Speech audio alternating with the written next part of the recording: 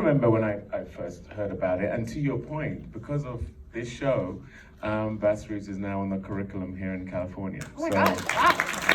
So, yeah.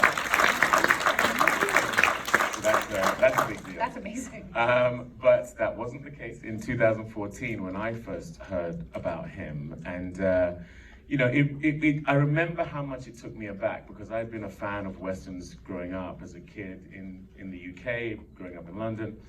And boy, would I have loved to see a cowboy who looked like me back then, but you just take it as common wisdom that, okay, I guess they didn't exist.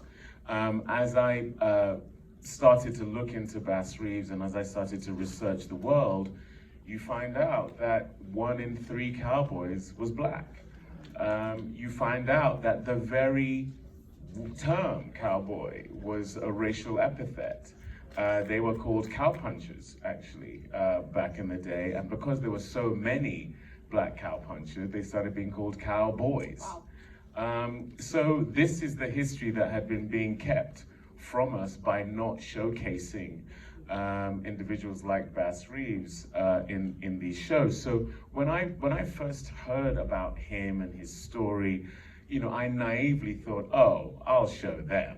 You know, this is a story that must be told. And then we went out and received all of that rejection. And then you come to find out that Morgan Freeman was trying to get this story told for 30 years. I mean, for goodness sake, that just doesn't make sense.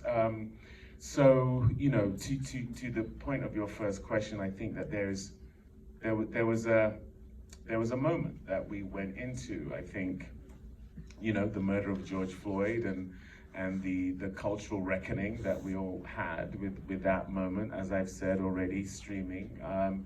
The proof point that Yellowstone made in terms of it being a beloved genre, but a genre that had been reinvigorated by that show, which also kind of was stoked by the pandemic, right? Where a load of people discovered that show and then that world, and then along came 1883 as well.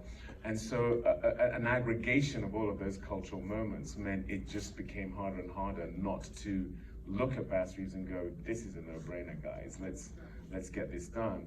And so thankfully, you know, for me, I was the guy who had been pushing it up the hill at the right moment. And I know you